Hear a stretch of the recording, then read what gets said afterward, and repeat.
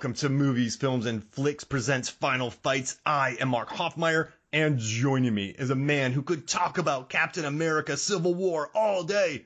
It's DJ Valentine. Thank you, Mark. I'm pleased to be here to talk about still my favorite MCU movie of all time. Wow, and that's why I brought you on, because you love this movie.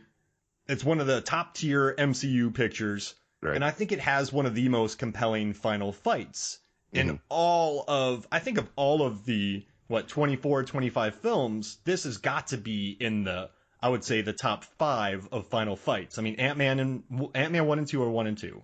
I mean, the train fight in Ant-Man is so anticlimactic that it's beautiful and it's wonderful. So that has to be number 1.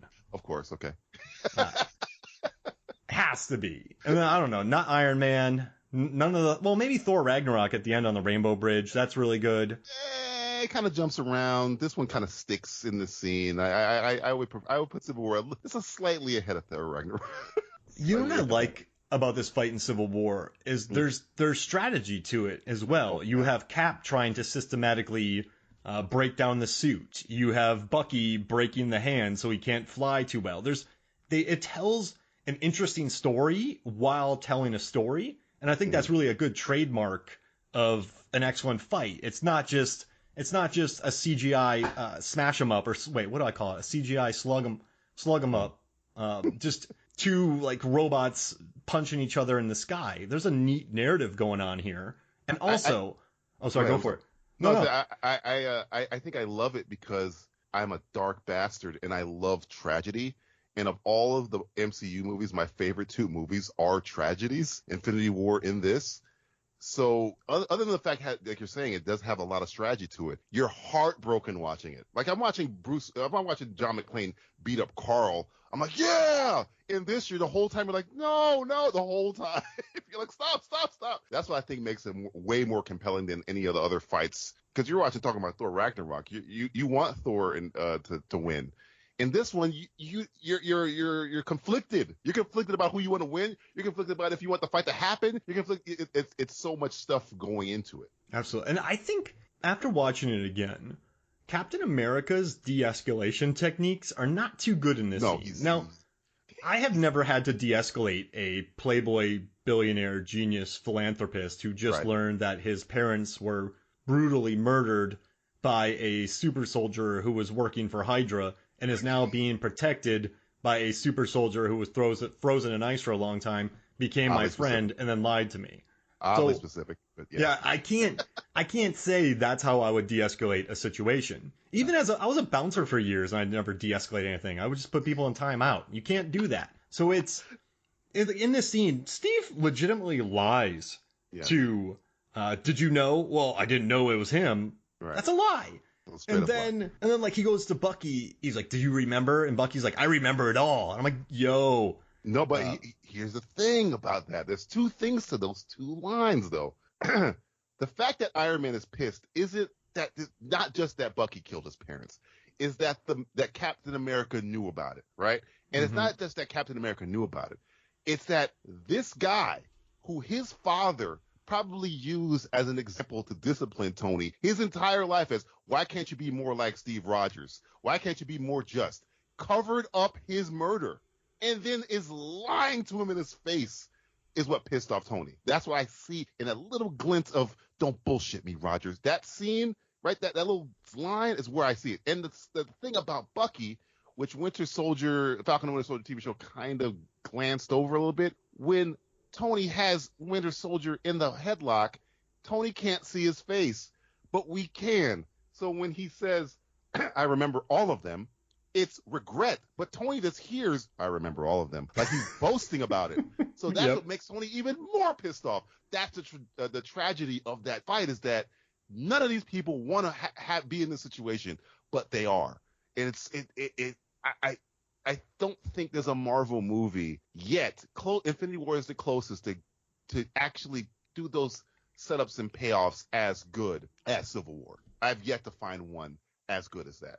And I love a lot of the Marvel movies, and they have really great moments. But this one, I remember took my sister to see the first Avengers movie, who she is not, as I've talked to you off mic before, Mark, about my sister not having the strongest attention span. But she loved the first Avengers, where she whispered to me during the climactic battle, "This is so cool." She whispered that to me. So I was like, okay, this is great. And this is the second time she's seen all the other ones where she's like grabbed my arm while it was going on, not of excitement, like, no.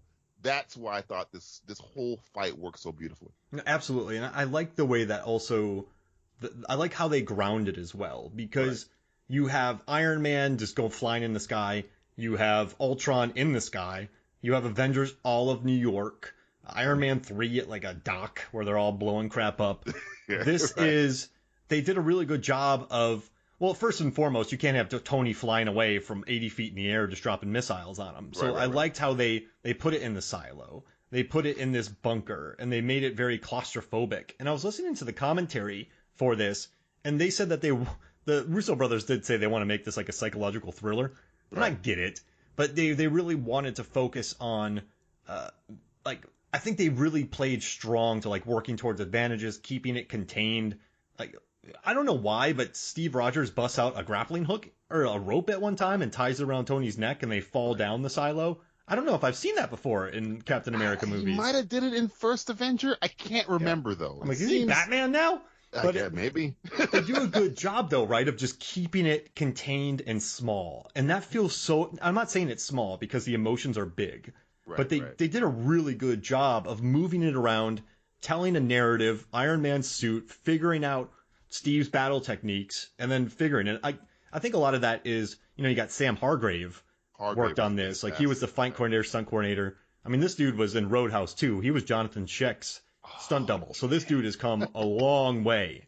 And Extraction. He just directed and kind of co-starred. He was cameo in an Extraction. So yeah, you can tell in this fight, and I keep bringing up Infinity War, that fight with Thanos on Titan, there was detailed thought about every offensive and defensive measure in the fight, where Cap he hits the booster rocket on Tony, so now he has eliminated one thing. He's messed with the targeting system, a la Iron Man 1, so he has to eyeball it, where it's making every step of the fight that much more difficult for every person. I remember in the Infinity War fight where they're fighting Thanos and Iron Man's kind of doing the same kind of thing where you can just see the thought, because there's other fight scenes you watch, there's people swinging at each other and there's not really a lot of thought going into the fight, but this one's like, oh yeah, Tony that's why he can't kill him right here, oh wait, that's why Bucky's doing this, oh his hand, there's so much thought went into that fight. And I think I've told you this before, when I first watched the movie, the geek kid in me who read comic books when I was little loved it because of the airport fight. But as I've matured and become an old, broken down man, it's the fight at the end that I think there's so much meat to, where you can break it down so much just leading into it. The end of it, the fact that Black Panther and Baron Zemo are the only parts that intercut it, which is an even more deep situation that's going on over there. It's just that so much stuff went into that. It makes me think. I would like to talk to the right. I don't know if McFeely did. Is it Marcus and McFeely? What part they wrote first, because some people write scripts out of order. Did they write this first? Did Hargrave talk to them about it? I would love just to have a complete breakdown by the filmmakers of. I know you said you watched the commentary or listen to the commentary. I want like a I want a book on this fight scene. It's so good. I don't think Marvel has topped it. The closest is the Titan Thanos fight for me. Not even Endgame. Even the Endgame fight is essentially what I'm talking about, which is just they're just beating each other up, and it's great. It's fantastic. It's popcorn moments, but not a lot of intellect. Not a lot of over analyzation could happen in that fight, where you can pick apart. Why doesn't Spider-Man do this to Thanos in that scene? And why doesn't Tony use this to Winter Soldier in the Civil War fight? You can pick it apart. Look at what the different facets of the fight are as you watch it, which I love. Yeah, and it's just, I like storytelling in a fight, and I really don't like the Civil War fight. I think it's like the airport fight. The airport fight? Yeah, because it's pointless. It's just them kind of bopping on each other. Like, it's not, no one's trying to get killed, no one's trying to do this, and I guess that leads to Rhodey getting injured, which leads to this finale. But I mean, I like the spectacle of it, but I like the storytelling in this. I love in Infinity War when Peter, Star-Lord loses it. Yeah. and Thanos gets loose. And a lot of people complained about that. They're like, Peter is Peter, right? Peter Quill? Peter Quill. Or, Peter yeah. Jason Quill, yeah. Like, he's the villain of this fight. Like, he's the one that messes it up. It's like, No, guys, no. you've never, like, this is the one thing that Doctor Strange came up with. You've never lost the person you love to a large purple person.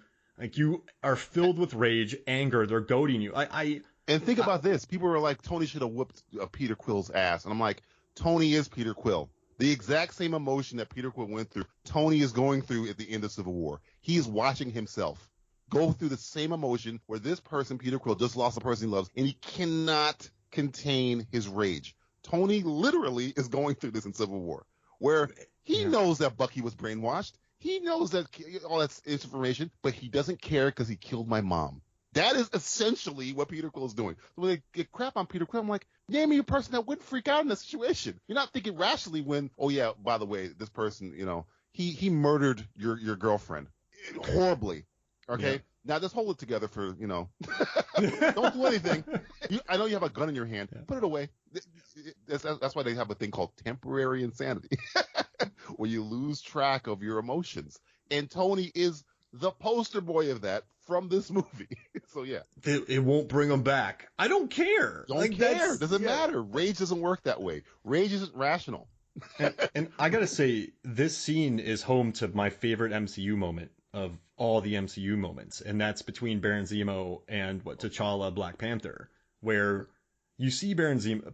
I get so annoyed when people say that Baron Zemo is a nothing villain, because it's a human who does all this to get people where they are, and he succeeds, and he's listening to his wife's voicemails. She has since died, and this is what he has left. He's consumed by hate, and he tells this story to T'Challa, and T'Challa sucks in his claws, prevents the suicide attempt. But just watching a villain listen to his wife's voicemails after the Avengers were essentially responsible for murdering a lot of Sokovia, he's like, and then they get to go home. I thought that was such a perfect moment because it's just so human. Like, I can't delete my wife's voicemails off my phone. It's morbid, but I keep them on my phone. Right. They're like years old. I won't get rid of them. So I don't know. The thing about Zemo, and I think it's kind of turned since this movie came. When the first movie came out, you were right. Everybody was crying, oh, he's no Loki and all of that stuff. But I think, especially with the Falcon and Winter Soldier show coming out, that people have grown to appreciate how good he was, because there is no Infinity War without Zemo. Thanos doesn't win without Zemo breaking up the Avengers. The Avengers are together, Thanos loses. So if Zemo doesn't intervene and break them up, the whole Infinity Saga doesn't happen. It ends. And the way Zemo goes about it, it's the most realistic motivation for a villain ever. He lost his family, and you kind of feel for him.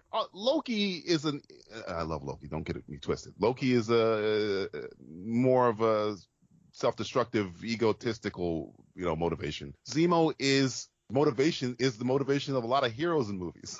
Yeah, exactly. Revenge. It's like a Bronson movie. Other people who did it. That motivation you've seen in many. John Wick, everybody. So Zemo, I think, is fantastic. And the only criticism, it's not even a criticism, nitpick. You got to watch this movie over and over again about how the people criticize him as, how did Zemo know this and did this and this? I think it was all happy accidents that led to that situation, which might be fortunate or,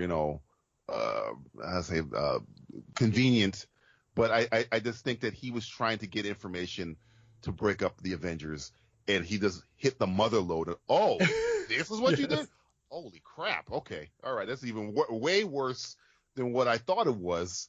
And now I can use this as, that's how I look at it. Some people think that he knew the whole time because he's asking about the specific date. But I think it was just a happy accident for Zemo. But Zemo's fantastic. In the future, I think they're going to be using him a lot more because, one, Daniel Bruhl is amazing in the role. And I think that character, Zemo, there's a lot more you can mine from him. You can do a lot more stuff with him, as you've seen in the TV show. I felt bad. I think Anthony Mackie, I loved his work in Synchronic. I'm a big